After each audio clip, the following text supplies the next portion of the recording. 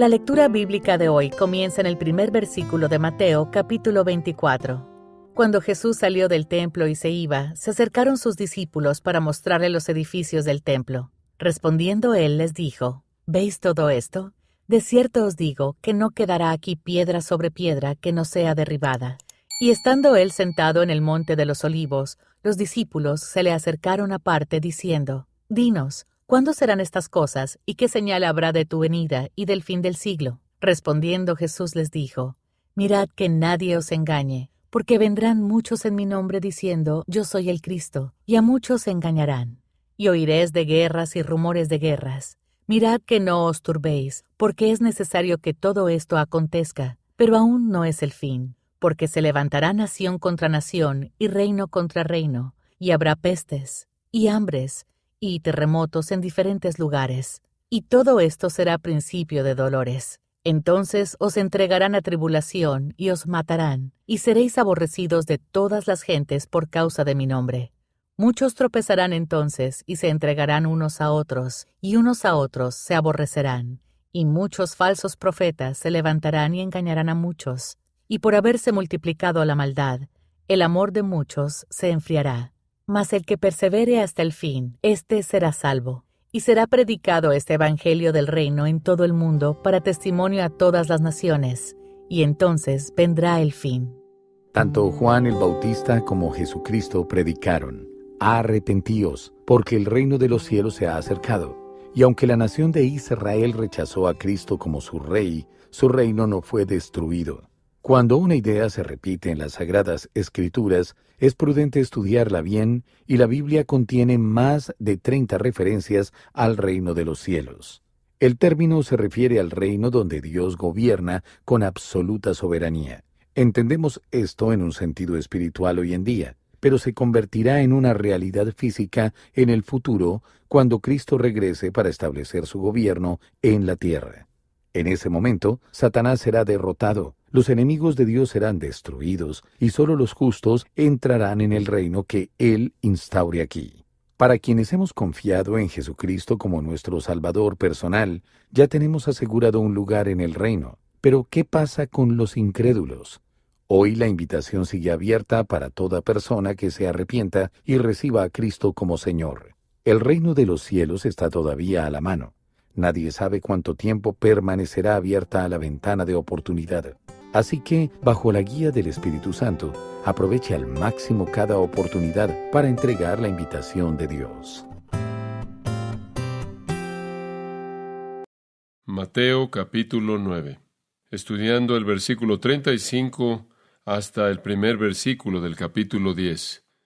Hemos disfrutado de una gran semana esta semana compartiendo con aquellos que han estado con nosotros. En nuestras sesiones por la mañana hemos estado enseñando los principios del ministerio a partir de la vida del apóstol Pablo. Y ahora esta mañana, en la obra soberana maravillosa de Dios, llegamos a nuestro pasaje de las Escrituras en Mateo, el cual nos enseña los principios de ministerio del Señor Jesucristo mismo. Entonces ahora aprendemos del maestro de maestros quien enseñó al apóstol Pablo. Cuán apropiado es que el Espíritu de Dios nos ha llevado este pasaje tan emocionante e instructivo para nuestro tiempo juntos en esta mañana. Permítame leérselo. Sígame conforme leo. Recorría Jesús todas las ciudades y aldeas, enseñando en las sinagogas de ellos y predicando el evangelio del reino, y sanando toda enfermedad y toda dolencia en el pueblo. Y al ver las multitudes, tuvo compasión de ellas, porque estaban desamparadas y dispersas como ovejas que no tienen pastor. Entonces dijo a sus discípulos: a la verdad, la mies es mucha, mas los obreros pocos. Rogad pues al Señor de la mies que envíe obreros a su mies. Entonces, llamando a sus 12 discípulos, les dio autoridad sobre los espíritus inmundos para que los echasen fuera y para sanar toda enfermedad y toda dolencia. Ahora este pasaje es más citado, creo yo, que explicado, y más usado que entendido.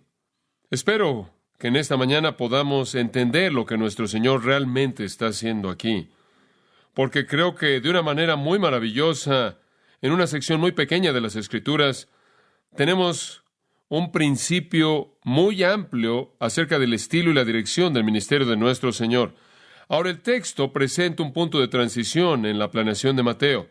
Sistemáticamente, Mateo se ha movido a lo largo de la escritura de este Evangelio para presentar todos los elementos sobresalientes de la realeza de Jesucristo. Comenzó con la genealogía del rey en el capítulo 1, después la llegada del rey, el nacimiento virginal, después la espera del rey, el cumplimiento de todas esas profecías del Antiguo Testamento.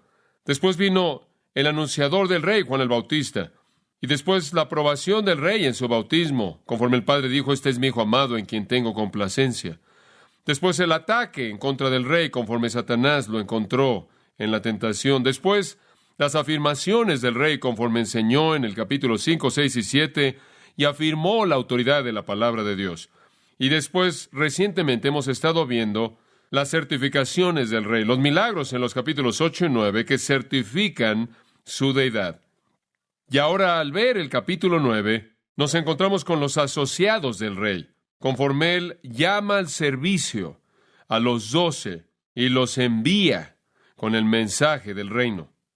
Pero entre la certificación y los milagros y la sección acerca de los discípulos, encontramos esta transición muy pequeña que nos saca de su ministerio de milagros y nos introduce a su ministerio de discipulado, alejándonos de las multitudes y dirigiéndonos hacia el discipulado individual de sus apóstoles. Y esa transición es muy importante.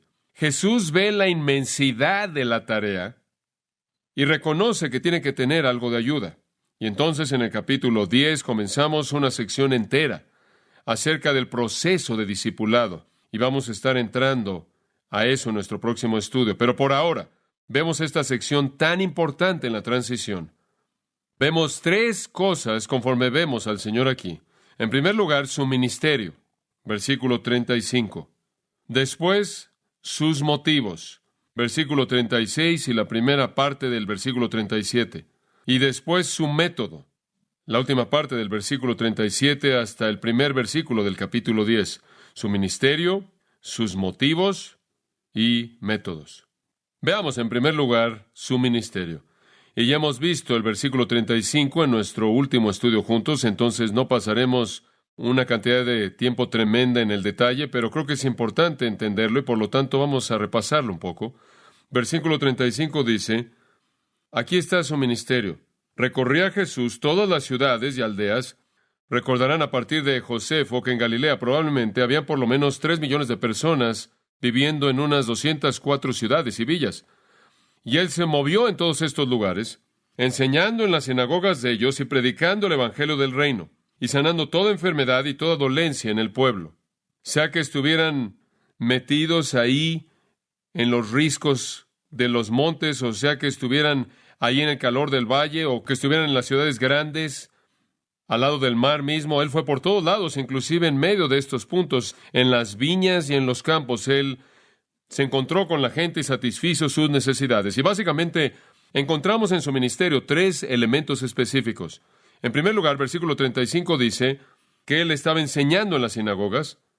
Las sinagogas eran el lugar de enseñanza. La palabra yiddish para sinagoga es todavía la palabra shul, S-C-H-U-L, muy parecida a nuestra palabra escuela. Veían la sinagoga como el lugar en donde se reunían para ser instruidos en la palabra de Dios.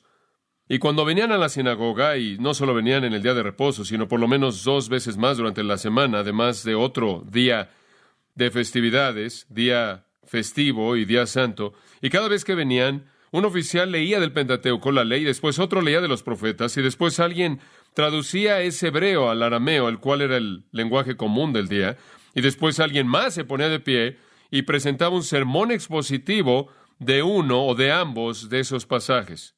Filo, el historiador, escribió que, y cito, que la característica primordial de una sinagoga era la lectura detallada y exposición de las Escrituras. Fin de la cita. Ellos venían a oír las Escrituras y que se les explicara. Esa es la razón por la que en Berea, cuando Pablo habló, escudriñaron las Escrituras para ver si de hecho estas cosas eran realmente verdad. Y había una costumbre conocida como, entre comillas, la libertad de la sinagoga. Y la libertad de la sinagoga proveía que cualquier rabino que visitaba o visita distinguida, podía ser el que diera la exposición o el sermón. Como consecuencia, nuestro Señor aprovechó todo eso por toda Galilea. Él entraba a las sinagogas en donde se estaban congregando, y cuando llegaba el momento del sermón, como un maestro distinguido, se ponía de pie e interpretaba el Antiguo Testamento que había sido leído. Ahora, así fue por mucho tiempo. Cuando el pueblo regresó a la tierra después de la cautividad babilónica, claro, para ese entonces habían fundado sinagogas.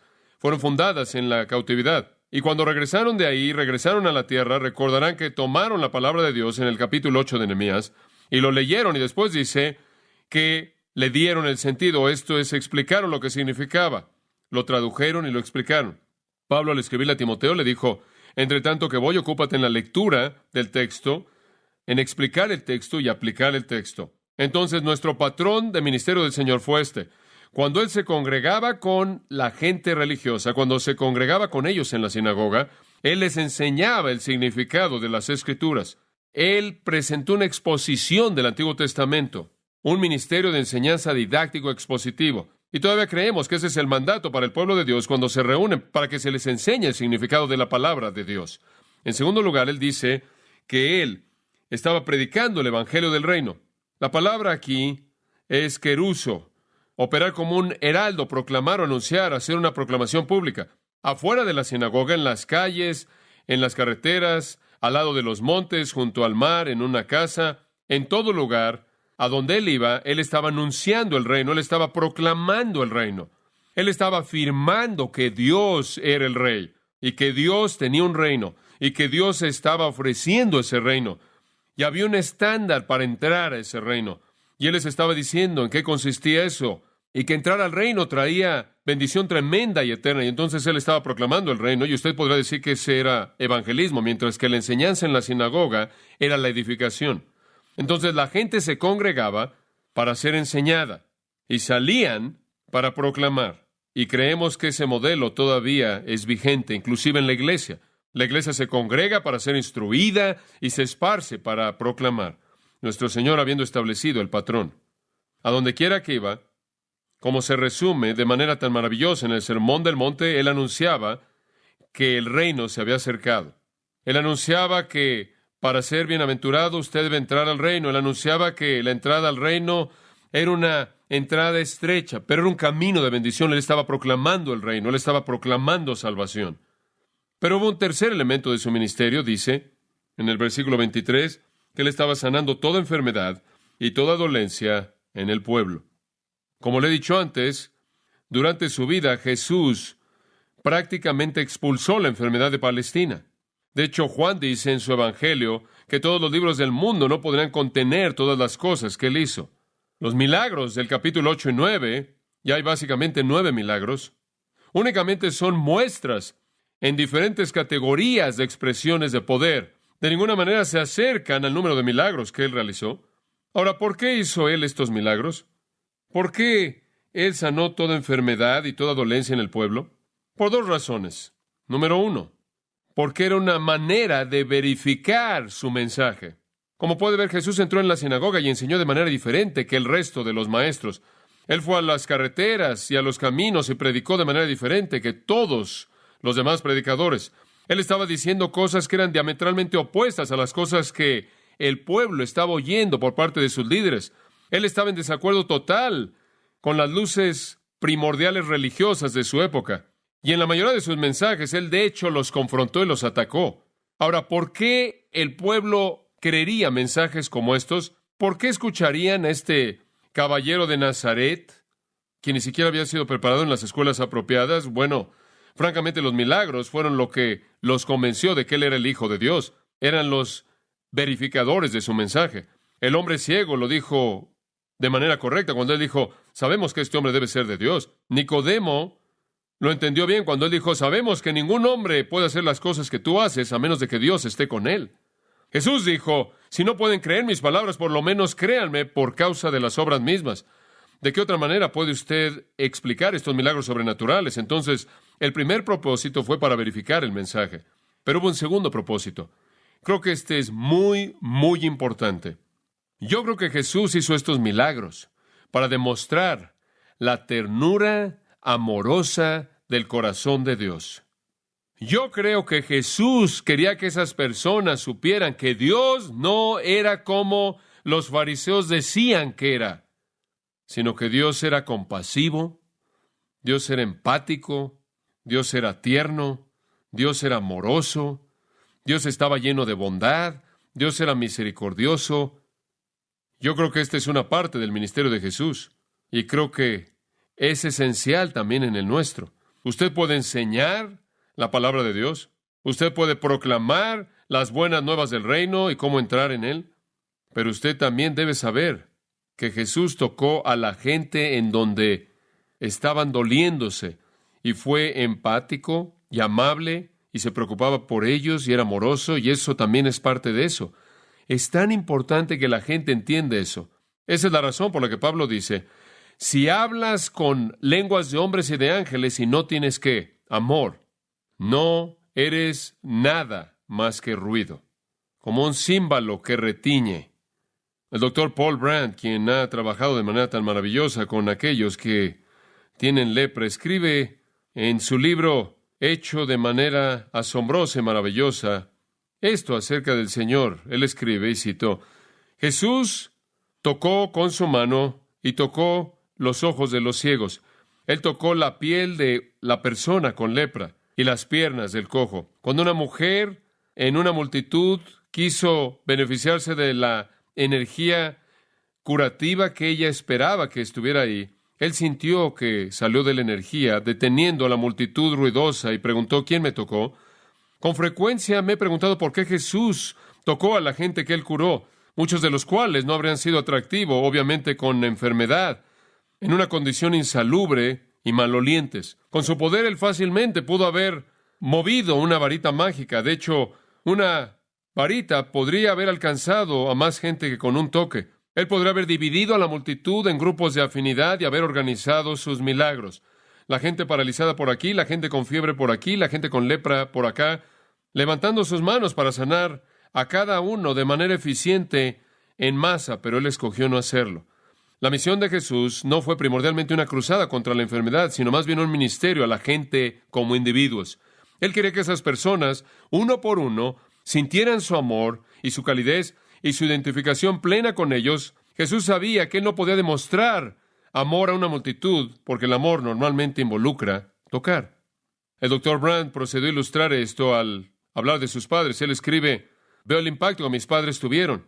Aunque fueron a la India a predicar el Evangelio, al vivir de manera consciente de las necesidades de la gente, comenzaron a responder a diferentes niveles. En un año estaban involucrados en los campos de la medicina, agricultura, educación, evangelismo y la traducción al idioma. Mi madre y mi padre trabajaron durante 7 años en la India antes de que alguien se convirtiera al cristianismo, y de hecho, esa primera conversión vino directamente como resultado de su amor de curación. La gente de la villa con frecuencia dejaban a los suyos que estaban enfermos afuera de nuestro hogar, y mis padres cuidaban de ellos. En una ocasión, cuando un sacerdote hindú estaba muriendo de influenza, envió a su propia hija de 9 meses de edad, frágil, enferma, para ser atendida por mis padres. Ninguno de sus swamis cuidaba de su hijo. Ellos la habrían dejado morir, pero mis padres la cuidaron hasta que su salud fue restaurada, la adoptaron como su hija, y yo gané a una hermana, Ruth. Mis padres ganaron una respuesta inesperada de confianza. La gente de la villa fue tan conmovida por este ejemplo de amor cristiano que poco después aceptaron el amor de Cristo para sí mismos.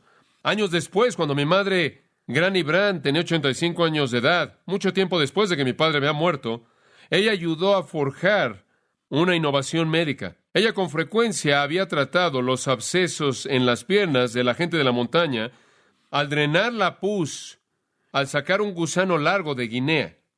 Molesta por la frecuencia de estos abscesos, ella estudió el problema y aprendió que el ciclo de la vida del gusano incluía varias larvas que quedaban en el agua. Y conociendo bien los hábitos de la gente, rápidamente dedujo que el agua probablemente era el medio de transmisión. Aprovechándose de la confianza y el amor que ella se había ganado a lo largo de las décadas de ministerio personal, ella montó su caballo de villa a villa a villa, 85 años de edad, animando a la gente a que construyera muros de piedra que rodearan sus pozos y que previnieran el contacto de sus pies con el agua. En unos cuantos años, esta mujer de edad, por sí sola, causó la erradicación de dichos gusanos y sus abscesos resultantes en 2 cordilleras montañosas enteras. Después él dice, me pregunto qué tan eficaz Granny Brand habría sido si ella hubiera aventado volantes desde un avión. En Hebreos dice que Jesús es tocado con los sentimientos de nuestras debilidades, que Él aprendió el sufrimiento a través de su naturaleza humana. Es un concepto asombroso que el Hijo de Dios aprendió a través de sus experiencias en la tierra. Antes de que encarnara, Dios no tuvo experiencia personal de dolor físico, del efecto de codearse con gente necesitada. Pero Dios moró entre nosotros y nos tocó y fue tocado por nosotros, se identificó de manera plena con nuestro dolor. Y esa es parte de la médula de la naturaleza excepcional del cristianismo que tocamos a la gente. El hinduismo es el sistema religioso que más descuida a toda la gente en el mundo. Su sistema de castas prohíben que alguien de cierta casta jamás llegue a tocar a alguien de otra casta. El Islam, cuya historia lo mancha de sangre por los esclavos asesinados en un derramamiento de sangre secular y religioso, no se puede esperar del Islam que pueda mostrar mucha compasión hacia aquellos que están en necesidad. Ellos dan regalos únicamente para adquirir mérito para el dador. Los budistas hacen lo mismo. El confucianismo le permite a un hombre ahogarse frente a una multitud sin que nadie le ayude. El cristianismo no es así. Jesús tocó a la gente. Creo que nos estaba hablando a nosotros. No podemos hacer los milagros, pero podemos mostrar el amor empático y creo que somos llamados a hacer eso. ¿Cuál fue el ministerio de Jesús? Fue enseñanza expositiva, fue predicación, proclamación, y fue curar a la gente por el afecto y la ternura de su cuidado que manifestó el corazón de Dios. ¿Qué lo motivó? Veamos en segundo lugar sus motivos. Y este es el corazón de nuestro mensaje. ¿Qué lo motivó? ¿Por qué hizo él esto? ¿Por qué condescendió Dios? ¿Por qué se preocupó Dios? Versículo 36. Y al ver las multitudes tuvo compasión de ellas, porque estaban desamparadas y dispersas como ovejas que no tienen pastor. Entonces dijo a sus discípulos, a la verdad la mies es mucha. Deténgase ahí. Ahora, en esas cuantas frases tenemos los motivos de Jesús. Tenemos un descubrimiento maravilloso del corazón de nuestro Señor aquí. Hay 3 elementos en su ministerio: enseñanza, predicación y tocar. Y hay 3 elementos de su motivo. 1, compasión. Versículo 36. ¡Qué hermoso pensamiento! Y al ver las multitudes tuvo compasión de ellas.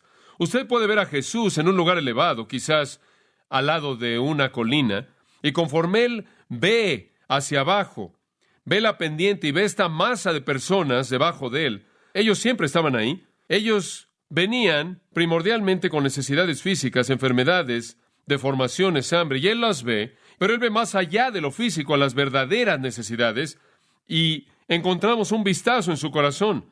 Como Mateo dice, tuvo compasión. ¿Qué significa eso? Bueno, nuestra palabra compasión, del latín compassaio, significa sufrir con. Jesús sufrió con ellos. Él sintió su dolor. Ahora escuche, esto básicamente no tiene nada que ver con nosotros. Esta es la expresión de un atributo de Dios. Él se preocupó porque Dios es amor, y el amor se preocupa. Es la naturaleza de Dios. El primer gran motivo en el corazón de Cristo para enseñar y predicar y curar fue que Dios se preocupa por los hombres. Es parte de su naturaleza el preocuparse. Su corazón se preocupa. Y entonces, una y otra vez, se afirma en el Evangelio, en el registro de los Evangelios, que Jesús tuvo compasión, porque Dios se preocupa. ¿Debido a quién es Él? En Mateo 14, versículo 14, Jesús salió y vio a una gran multitud y tuvo compasión. Capítulo 15, versículo 32, Jesús llamó a sus discípulos a Él y dijo, tengo compasión de la multitud. En Mateo capítulo 18, versículo 27, Él da una parábola y dice, el Señor de ese siervo fue movido con compasión y lo liberó y le perdonó la deuda. Y Él, claro, es el Señor en la parábola. En el capítulo 20, versículo 34, Jesús tuvo compasión de ellos y tocó sus ojos, e inmediatamente sus ojos recibieron la vista y lo siguieron. Y no es solo Mateo, Marcos 1:41. Jesús fue movido con compasión y estiró su mano y tocó a un leproso. Capítulo 5 de Marcos y versículo 19, de nuevo dice, ve a casa a tus amigos y diles qué grandes cosas el Señor ha hecho por ti, y tuvo compasión de ti. Él tuvo compasión, porque parte de su naturaleza es amar. Ahora, el término griego aquí es muy, muy interesante. Muy interesante. Literalmente significa sentir algo en las entrañas. La palabra splagnas es la forma del nombre, significa entrañas. Si quieres saber cómo es usado en la Biblia, escuche esto. Habla de Judas y dice, Judas compró un campo, Hechos 1:18, y cayendo de cabeza, se reventó por en medio y todas sus entrañas se salieron. La palabra literalmente significa en la parte de en medio, los órganos internos, los intestinos, las entrañas, las partes internas. La Biblia habla de las entrañas de la tierra. Significa esa porción central, lo que está en medio. Literalmente dice Jesús fue movido en las entrañas por ellos. Dice usted, ¿por qué usaron esa palabra? Qué cosa tan extraña para expresar preocupación. Digo, si usted fuera a acercarse a su novia y le dijera, te amo con todas mis entrañas, alguien tomaría eso mal. Alguien recibiría eso mal. ¿Quieres saber algo? Eso no es diferente de acercarse a alguien y decirle, te amo con todo mi corazón. Ese músculo horrible que pulsa y está lleno de sangre que se mueve en tu pecho. Entonces, todo depende de cómo percibe usted eso. Cuando vemos un pequeño Valentín con esa cosa pequeña que no se ve como un corazón humano en absoluto, si alguna vez le he enviado un Valentín, una carta de San Valentín a alguien, bueno, usted entiende. Básicamente, simplemente era una expresión. Simplemente era una expresión. Y los hebreos hablaban del corazón y hablaban de las entrañas y tenían algo en mente. Ellos hablaban del corazón como el lugar del pensamiento y la acción y la voluntad. Por ejemplo, ¿cuál es su pensamiento en su corazón? Tal es él. O Proverbios 16:23. El corazón de los sabios enseña su boca. O Hebreos 4:12. Los pensamientos y las intenciones del corazón. O Romanos 10:10. Con el corazón el hombre cree. O Mateo 15. Porque del corazón salen los malos pensamientos. O de la abundancia del corazón la boca habla. El corazón, entonces, es el iniciador en el pensamiento hebreo. Ahí encuentra usted la raíz de pensamiento y acción y voluntad. Las entrañas en el pensamiento hebreo son lo que responde, lo que reacciona. El hebreo expresaba actitudes y emociones en síntomas fisiológicos, no en abstracciones. Y entonces, cuando querían expresar algo que sentían con mucha profundidad y tenían mucho dolor, decían, tengo dolor en mi sección media. Ahora entendemos eso. Nuestra sección media responde al dolor. Cuando vemos un accidente horrible o un desastre, nos da náuseas, sentimientos sexuales, temores, necesidades, sentimos ansiedades aquí. Tenemos úlceras, colitis, estómagos revueltos, porque aquí es en donde la emoción nos cautiva. Jesús literalmente dijo que estaba cautivado por el dolor en su sección media cuando vio a estas personas. Escuche, Dios se preocupa de manera suprema. Dios se preocupa y ama más allá de lo que cualquier ser humano jamás podría experimentar. Sí, entonces coloque a Dios en un cuerpo y déjelo amar así y déjelo preocuparse así y va a destrozar ese cuerpo humano. Y eso es lo que pasó. No es una abstracción. Y veo eso en Mateo 8:17. En donde dice, Él estaba tratando con todas estas personas enfermas para que se cumpliese lo que fue dicho por el profeta Isaías, diciendo, Él llevó nuestras enfermedades y llevó nuestras dolencias. No es la idea de que Él se contagió de la lepra cuando curó al leproso, es la idea que Él se vio abrumado en agonía, en empatía y compasión, porque Él sintió el dolor de ver lo que la enfermedad le hizo a aquellos que Él amaba. He visto a padres que se enferman por un hijo enfermo, y ningún padre jamás ha sentido la compasión o el amor que Cristo sintió, porque era Dios amando en ese cuerpo humano.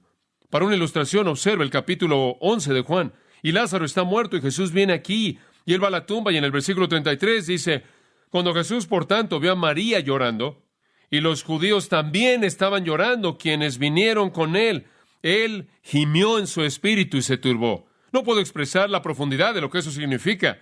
Los términos significan que él fue conmovido profundamente. Él fue cautivado por una emoción angustiante, pero solo él sabría a qué grado ama a Dios de manera suprema.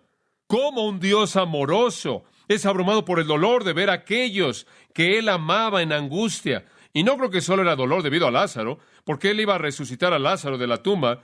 Creo que él sintió ahí todo el dolor de saber todo lo que la humanidad que él amaba iba a vivir en su historia entera en ansiedad, porque siempre estaría enfrentando la muerte de aquellos que ama. Creo que ahí él congregó toda la angustia y el dolor que el conocimiento de la muerte misma traería a los pensamientos de una persona. Le dolió, y dice literalmente en el versículo 35, el griego dice, él irrumpió en lágrimas, y él lloró, créame, él lloró de manera total. Versículo 38, después dice, volvió a gemir, y usted podrá traducir, él se sacudió. Él de hecho estaba abrumado por la emoción. Él lloró profundamente y sintió profundamente el dolor. Como puede ver, nuestro Señor por naturaleza fue empático porque era Dios, y Dios ama a su pueblo. Dios no quiere que nadie perezca. Dios no disfruta la tristeza que ve en el mundo. Realmente creo, si usted quiere conocer el corazón de Dios, entonces vea la emoción de Jesús y ve el corazón de Dios. Nuestro Señor, cada vez que vio una necesidad, internamente fue abrumado de compasión. Véalo en el huerto, en Juan 18. Los soldados vienen a capturarlo y 2 veces les dice, ¿a quién buscáis? Y ellos dijeron, a Jesús de Nazaret, 2 veces. Y él dijo entonces, esas son sus órdenes. De hecho, dejen ir estos hombres. Él fue tan compasivo hacia sus discípulos que él ni siquiera pensó en lo que él iba a enfrentar. En el capítulo 19 lo ve en la cruz y él está colgando ahí con esas 4 grandes heridas en su cuerpo. Y si hubo un momento en el que él pudo haber pensado en sí mismo, habría sido en ese momento. Pero él ve hacia abajo a los pies de la cruz y él ve a esta pequeña dama, su madre María, y él sabe que ya no va a estar ahí para cuidar de ella, y él sabe que José está muerto, asumimos, y que los hermanos y hermanas en la familia todavía no han creído y no van a creer sino hasta después de la resurrección. ¿Y quién va a cuidar de María? Y lo que está en su corazón, él la encomienda a Juan y Juan a ella, y una vez que eso está cubierto, él puede morir. ¡Qué compasión! ¡Qué compasión! Él vio a esas personas tantas veces con dolor en su corazón. Él les dijo en una ocasión, y no queréis venir a mí para que tengáis vida.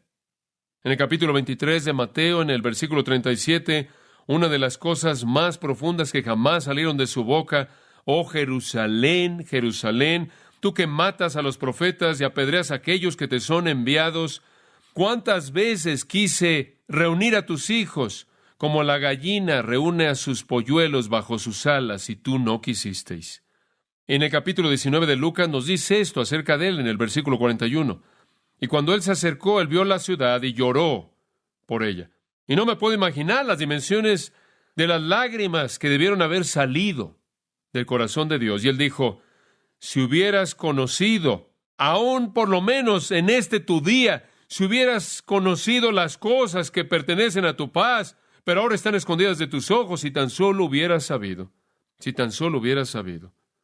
La Biblia dice que fue varón de dolores y experimentado en quebranto. Significa tristeza, como Dios lo siente. Él estaba abrumado en la parte de la mitad de su cuerpo. ¡Oh, cómo amó él! ¡Oh, cómo amó él! Thomas Watson dijo esto, podríamos forzar a nuestro Señor a castigarnos, pero nunca tendremos que forzarlo a amarnos. Esa es su naturaleza. Esto deberá haber sido noticias bastante innovadoras para la gente de esa época. Los dioses griegos eran indiferentes. De hecho, los griegos decían que el atributo número 1 de sus dioses era apatía, indiferencia.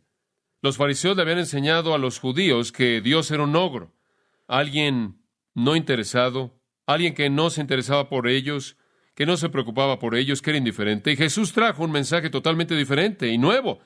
Ana Barbold describió Jesús, el amigo de la humanidad, con compasión fuerte, se conmovió, descendió como un Dios compasivo a salvar a las almas de los que él amó. Y aún así, para el hombre culpable, errante, la compasión de un hermano fluye, y todavía su corazón sangrando es tocado con la memoria de nuestros ayes. Pedro, en 1 Pedro 3:8, nos llama a tener la misma compasión, y creo que si usted no entiende lo que estoy diciendo, eso habla de qué tan lejos está usted de él. No solo somos llamados a ministrar, sino que somos llamados a ministrar debido al amor, porque nuestros corazones son quebrantados, están quebrantados por aquellos que están perdidos. Ese príncipe de los expositores, G. Campbell Morgan, escribió esto: no hay razón en el hombre porque Dios en algún punto lo salve. La necesidad nace de la compasión propia de Dios. Ningún hombre puede demandarle nada a Dios. ¿Por qué entonces el hombre debe ser atendido por Dios? ¿Por qué no deben volverse la presa del lobo rapaz, habiéndose salido del redil? Se ha dicho que la gran obra de redención fue el resultado de una pasión por la justicia y la santidad de Dios, que Jesús debe venir y enseñar y vivir y sufrir y morir, porque Dios es justo y santo. No lo leo así en la historia. Dios pudo haber satisfecho toda demanda de su justicia y toda demanda de su santidad al entregar a los hombres a la condenación que ellos se habían traído sobre sí mismos. Pero en lo más profundo del ser de Dios, manteniendo tanto esta santidad como justicia, está su amor y compasión. Es a partir del amor que inspiró el lloro del corazón divino que la salvación se ha provisto. Fin de la cita. ¿Qué movió a nuestro Señor? Amor, compasión. Hay un segundo motivo, un segundo elemento en su motivo. Lo llamo condición. Y ahora pasamos al hombre. Y veamos lo que él dice en el versículo 36. Porque estaban desamparadas y dispersas como ovejas que no tienen pastor. Él pasa de su naturaleza a la necesidad. Y él vio en ellos su condición real. Él no fue engañado por sus fachadas religiosas. Él no fue engañado por su apariencia religiosa, la superficialidad. Él dijo, estas personas están en necesidad desesperada. Y él usa dos palabras tremendamente ricas: desamparadas y dispersas. Realmente no traducen la médula del significado. Asculmanoyad, arimanoi. Dos palabras tremendas. La primera puede significar agotados, exhaustos. Puede significar golpeado, despedazado, alguien que se le quita la piel estando vivo. Estaban devastados, estaban mutilados, estaban despedazados, exhaustos, golpeados. La segunda palabra significa ser arrojado, ser aventado, en una condición de inutilidad y desesperanza total. Y es usada en la versión de la Septuaginta del Antiguo Testamento, en Jueces 4:22, para hablar de un hombre que yacía muerto con una estaca que se le había metido en el cuerpo. Significa que habían sido devastados y estaban ahí en el cuerpo, acostados, postrados, en un estado de desesperanza total. Así es como él los veía. Era como si no tenían pastor. ¿Sabe usted quiénes decían ser sus pastores? Los escribas y los fariseos decían que eran los pastores de Israel. Eso es lo que sus pastores les habían hecho a ellos. Esto, amigo mío, es una condenación de sus líderes espirituales. Sus líderes espirituales no les mostraron ninguna pastura. Sus líderes espirituales no los alimentaron. Sus líderes espirituales no curaron sus heridas. Sus líderes espirituales literalmente los mutilaron. Eran cadáveres despedazados, saqueados por los escribas y los fariseos, y ahora están ahí, yaciendo postrados, devastados. Es un retrato vívido de líderes que no se preocupan. Y vemos el agotamiento y las heridas que han dejado en estas personas que han dejado abandonadas. Sucedió porque sus pastores nunca les ayudaron, sino que más bien los dañaron. Son llamados de nuevo en el capítulo 10, versículo 6, las ovejas perdidas de la casa de Israel, y la frase literalmente significa las ovejas que han perecido. Una condenación terrible de sus líderes. Estaban ofreciendo una religión que no levantaba cargas, ataba cargas a ellos. Estaban jugando con argumentos sutiles acerca de la ley y sus tradiciones. Eran totalmente indiferentes a la necesidad. No podían haberse preocupado menos. En Mateo 24:23 dice, vosotros devoráis las casas de las viudas. Ustedes atan a mi pueblo. 23:4 dice, cargas innecesarias. Y en el 23:13 Jesús dijo, ustedes cierran el reino de la gente. ¡Qué condenación! ¡Oh, qué condenación! Estos eran sus líderes, sus supuestos pastores. Jesús vio esa condición. Y veo eso en la actualidad. La gente dice, oh, tú sabes, no deberías hablar en contra de esta situación, no deberías hablar en contra de estas otras religiones, no deberías decir nada en contra de estos otros grupos. Escuche, están cerrándoles el reino de Dios. Están destrozándolos y mutilándolos y dejándolos postrados en una condición de desesperanza. Y si usted no percibe eso, usted no lo entiende. Usted no lo ve como el Señor lo vio. ¿Puede imaginarse qué maravilloso habría sido cuando lo oyeron decir esto? Venid a mí, todos los que estáis trabajados y cargados, y yo os daré ¿qué? Descanso. Tomad mi yugo sobre vosotros y aprended de mí, que soy manso y humilde de corazón, y hallaréis descanso para vuestras almas, porque mi yugo es fácil y ligera es mi carga. Esa pequeña sección aquí, en su totalidad, en Mateo 11, 28 al 30, se presenta como algo a partir de lo que los fariseos dijeron. Su yugo era difícil, doloroso, los estaba matando, y Jesús dijo, el mío es fácil. Necesitaban un pastor y él anhelaba pastorearlos, congregarlos. Hay un pasaje aterrador en el capítulo 34 de Ezequiel. Habla de pastores que se alimentan a sí mismos en lugar de alimentar a sus ovejas. Habla de pastores que no vienen a curar a las ovejas heridas. Habla de pastores que nunca buscan a la oveja perdida. Y después usted va al capítulo 11 de Zacarías, usted encuentra que hay pastores, inclusive presentados ahí, que se comen a sus ovejas, y se comen con tanta ferocidad a sus ovejas, que destrozan sus patas para obtener hasta lo último que hay en ellas. El apóstol Pablo estaba tan preocupado por esto, y así también Jesús. Jesús en Juan 10 dijo, yo me preocupa, de hecho, aquellos que entran al redil y se suben y no son pastores verdaderos. Y Pablo dijo, me preocupan aquellos que vienen y que los van a devorar. Y Jesús ya había dicho en el capítulo 7, vienen algunos pastores falsos, vestidos de ovejas. No significa que están vestidos como ovejas. La ropa de las ovejas es lana. Y ese era el atuendo de un pastor. Son pastores falsos y devoran a las ovejas. Y Jesús vio lo que los maestros falsos y lo que los pastores falsos hacen. Él tuvo compasión. Él vio que su condición era que necesitaban un pastor.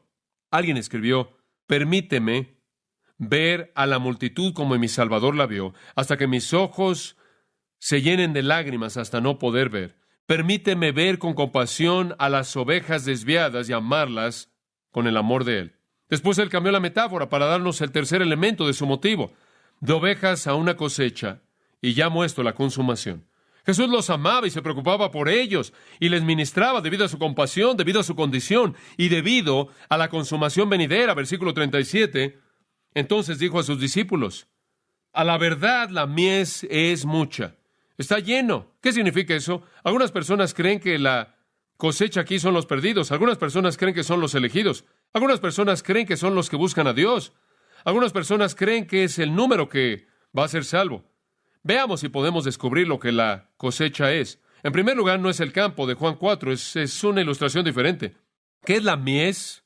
Escuche conforme le leo por un momento y veamos si no se vuelve abundantemente claro. Las palabras son las palabras de Isaías en el capítulo 17, versículos 10 y 11. Porque te olvidaste del Dios de tu salvación y no te acordaste de la roca de tu refugio. Por tanto, sembrarás plantas hermosas y plantarás sarmiento extraño. El día que las plantes, las harás crecer y harás que su simiente brote de mañana. Pero la cosecha será arrebatada en el día de la angustia y del dolor desesperado. La mies en Isaías 17 es el juicio. Escuche Joel 3, versículo 9. Proclamad esto entre las naciones. Preparen la guerra. Despierten a los hombres poderosos. Que todos los hombres de guerra se acerquen. Que se acerquen. Conviertan sus palas en espadas y sus garfios en lanzas. Que los débiles digan, soy fuerte. Congréguense y vengan todas las naciones. Vosotras todas las naciones, y congréguense. Habrá causa. Ahí los fuertes serán derribados, oh Jehová. Dios llama a las naciones a juicio. Que las naciones sean despertadas y vengan al valle de Josafat. Porque ahí me sentaré a juzgar a todas las naciones. Metan la hoz, porque la mies está madura. Vengan, desciendan, porque su impiedad es mucha. Después esto, multitudes en el valle de decisión. Ahora, yo creo que cuando el Señor vio a las multitudes, Él pensó en la cosecha de Joel. Y es juicio de lo que habló Joel. Yo creo que nuestro Señor vio consumación. Él vio la eternidad de perspectiva. Él no vio a la gente simplemente en su problema actual. Él los vio condenados al infierno. En Mateo 13, el Señor, dando una parábola, dijo esto: dejad que ambas crezcan, versículo 30, hasta la cosecha. Y en el tiempo de la cosecha le diré a los que cosechan, congregad, recojan primero la cizaña y átenla en manojos y quémenla, pero recoged el trigo y métanlo en mi granero. Es juicio, y es juicio en contra de las multitudes, y algunos van a ir al granero y algunos van a ser quemados, pero es juicio. Versículo 39, mismo capítulo, le dice usted ahí, el enemigo que la sembró es el diablo, la cosecha es el fin del siglo, y los que cosechan son los ángeles. La cosecha que él ve no es solo un campo misionero, no es la perspectiva aquí. La cosecha es el juicio final, la consumación, el fin de la época, el tiempo de tristeza, eso es lo que él ve. Usted más adelante, si usted ve el libro de Apocalipsis, capítulo 14, versículo 14, y vi, y una nube blanca, y sobre la nube sentado uno como el Hijo del Hombre, teniendo en su cabeza una corona de oro y en su mano una hoz aguda. Y otro ángel salió del templo clamando a gran voz al que estaba sentado en la nube: mete tu hoz y cosecha, porque el tiempo ha llegado para que tú coseches, porque la mies de la tierra está madura. Y él se sentó en la nube y metió su hoz en la tierra, y la tierra fue cosechada. Juicio, juicio. Escuchen, amados, Jesús le ministró a gente porque Él los amaba. Él le ministró a la gente debido a su condición terrible. Y Él le ministró a la gente porque Él podía ver su consumación en últimas. Y si usted ha perdido esa visión, usted ha perdido una porción muy importante de su motivo. Pablo dijo, conociendo, 2 Corintios 5, el terror del Señor persuadimos a los hombres. Entendemos el infierno. Romanos 12, Pablo habló de la venganza de Dios. Hebreos, el escritor habla de eso. Los hombres morirán y después de eso el juicio. En 2 de Tesalonicenses, en el día cuando el Señor Jesús se ha revelado, en el día cuando el Señor Jesús se ha revelado desde el cielo con sus ángeles poderosos en llama de fuego, vengándose de aquellos que no conocen a Dios y no obedecen el evangelio de nuestro Señor Jesucristo, que serán castigados con destrucción eterna, excluidos de la presencia del Señor y de la gloria de su poder. Es tan fácil para nosotros perder el sentido de la inminencia e inevitabilidad del juicio eterno. No hay manera de describir el infierno. Nada en la tierra se puede comparar con él. Ninguna persona viva realmente puede comprenderlo.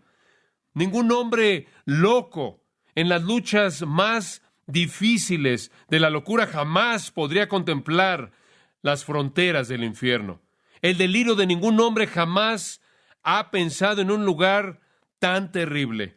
Ninguna pesadilla que ha entrado en una mente con fiebre jamás produjo un terror que se equipare al del infierno más suave. Ninguna escena de homicidio con sangre salpicada y cuerpos mutilados jamás podría sugerir un vistazo de lo que el infierno es. Y nuestro Señor vio eso, y Él se vio motivado a alcanzar a esas personas. Entonces nuestro Señor vio a las multitudes. Él les enseñó, Él les predicó, Él las curó, debido a su compasión y a la condición de ellos, y a la consumación definitiva. Y espero que eso le hable a su corazón. Ciertamente le habla al mío. Por tan solo un momento, conforme cerramos, permítame hablarle de su método. Vamos a entrar más en esto en el futuro, en nuestro estudio. Entonces no voy a tomar tiempo aquí. ¿Pero cuál fue su método? Bueno, al final del versículo 37, él dice, los obreros son pocos. ¿Qué es eso? Esa es la primera parte de su método. Yo lo llamo entendimiento. Él tiene un método triple. Entendimiento. Primero usted tiene que entender el problema. ¿Qué va a hacer al respecto? ¿Qué va a hacer acerca de un mundo que va camino al infierno? Un mundo de personas que están doliéndose, que necesitan compasión. ¿Qué va a hacer usted acerca de la condición de hombres y mujeres que están atrapados bajo esos pastores falsos que les alimentan mentiras, que condenan sus almas? ¿Qué va a hacer usted? En primer lugar, tiene que tener el entendimiento para ver que hay un problema y que no tiene suficientes personas. Eso es entendimiento. ¿Cuántas veces en la Biblia ha leído usted esto? Velad y orad. O esto, sed sobrios y velad. Tenemos que saber lo que está pasando. ¿Puede ver las señales de los tiempos? ¿Puede ver las necesidades de los hombres? ¿Realmente discierne usted? ¿Realmente puede ir más allá de las fachadas religiosas? ¿Puede ver más allá de la farsa? ¿Sabe usted cuán pocos obreros verdaderos realmente hay? Como Esdras 8:15, Esdras dijo, vi al pueblo. Nehemías 2 veces dijo, vi las paredes, vi los muros. ¿Ha visto la escena? ¿Lo entiende? ¿Ve la necesidad? Entendimiento. Dios quiere que su pueblo vea, y entonces se lo explica a los discípulos. Como pueden ver, la mies es tan grande. Digo, esto incluye a todo mundo, pero los obreros son pocos, son tan pocos. ¿Usted entiende el problema? El entendimiento pasa al segundo elemento de su método, el cual llamo intercesión. El versículo 38 no dice, ahora entren en pánico. Entren en pánico, no dice, háganlo solos y háganlo lo más rápido que puedan. No dice, inventen un gran programa. Dice, orad, orad. Por tanto, orad al Señor de la mies. ¿O qué término? El Señor de la mies. ¿Saben qué cosa tan asombrosa es esta? El Dios mismo, quien es el Señor de la mies, ese es un término de juicio, el Dios mismo, quien es el juez, es al que le rogamos que envíe obreros para evitar que la gente reciba juicio. Maravilloso. Hay una parte de Dios que demanda ese juicio y hay un atributo de Dios que busca que nadie esté ahí. Orad, dice él, orad al Señor de la mies, que envíe obreros a su mies. Lo que significa es esto, a su mies, a su cultivo, antes de la consumación final. Él ve la mies como esta masa de personas que van hacia el juicio. Pero antes de que llegue ahí, oren porque Dios envíe obreros. ¿No es eso asombroso? ¿No es asombroso que en una situación de desesperación como esta, Él no dice, ahora salgan ahí lo más rápido que puedan y hagan el trabajo? Él dice, deténganse y oren. Es como en el libro de Hechos, cuando el Señor se reunió con ellos en el aposento alto, Él dice, ahora quédense aquí y oren. No vayan a ningún lugar hasta que el Espíritu Santo venga y después Él los va a enviar, pero por ahora no hagan nada. Oren y noten por qué están orando. No dice oren por los perdidos, no dice eso, dice oren por obreros. Usted se puede sentar y decir, oh Señor, salva a mi tía ya mayor, salva a mi marido, Señor, salva a mi vecino, oh Señor, salva a mi vecino. Y usted continúa diciéndose a sí mismo, bueno, realmente no se están salvando, voy a seguir orando, vamos a seguir orando. Y de pronto usted comienza a orar de esta manera, Señor, por favor envía que alguien alcance a mi vecino. Y continúa orando eso por mucho tiempo y poco después usted se va a decir a sí mismo, bueno, quizás yo debo ir. Como puede ver, si lo único que está haciendo es orar por la persona porque sea salvo, los mantiene a distancia, pero tan pronto como usted comienza a orar porque el Señor envía a la persona, poco después va a sentir que probablemente usted es la persona que debe ir y eso lo lleva de la intercesión al involucramiento. Versículo 1 del capítulo 10, y eso es exactamente lo que pasó. Él dijo, ahora ustedes discípulos oren. Y después en el versículo 1, entonces llamando a sus 12 discípulos les dio autoridad sobre los espíritus inmundos para que los echasen fuera y para sanar toda enfermedad y toda dolencia y demás, y los envió. Ahora escúcheme, los que estaban intercediendo son los que se involucraron, ¿verdad? ¿Cuál es el método de Dios? En primer lugar, que entendamos que la gente está perdida, que hay muy pocos que los puedan alcanzar y después comenzamos a orar y a partir de nuestras oraciones viene nuestro involucramiento. No me preocupa tanto que todos ustedes firmen en la línea, simplemente estoy preocupado porque ustedes se pongan de rodillas. Si ustedes comienzan a orar por los perdidos por una buena cantidad de tiempo, creo que Dios los va a colocar en donde ellos están. Hay una frase interesante en el versículo 38, Él dice que envíe obreros a su mies. Usa un término griego muy fuerte, significa empujarlos, expulsarlos, empujarlos. Deje que Dios lo haga, deje que Dios los envíe. Entonces, cuando enfrentamos una necesidad, no entramos en pánico. Oramos y conforme oramos, descubrimos que quizás vamos a ser los que los vamos a hacer, así como los discípulos oraron y se hallaron a sí mismos como los que se involucraron. Maravilloso. Método. El pueblo de Dios, entendimiento, intercesión, involucramiento. Escuchen, amigos. Dios nos ha llamado a enseñar su palabra, a proclamar su reino, a tocar la vida de la gente y vernos conmovidos a hacer eso porque su amor está en nosotros, porque vemos su condición y porque entendemos su consumación y Él nos ha pedido que lo analicemos, que tengamos entendimiento, que intercedamos a favor de ellos al pedirle a Dios que envíe obreros y después cuando viene el llamado, como Isaías, decimos, heme aquí, envíame a mí. Es sorprendente lo que usted puede hacer si se involucra en la obra del Señor. Una noche en la parte este de Londres, un doctor joven estaba apagando las luces de un pasillo en una oficina misionera en la que él estaba trabajando, y él encontró a un pequeño niño en harapos que estaba escondido ahí en un rincón oscuro. El niño pequeño le pidió que por favor lo dejara quedarse ahí porque estaba caliente en el rincón y él podía dormir y era un lugar más agradable que aquel en el que siempre había dormido. Y el doctor dijo no. Él tomó al pequeño niño de la calle y se lo llevó a su propia recámara, lo alimentó, lo bañó. Después él trató de escucharlo y él supo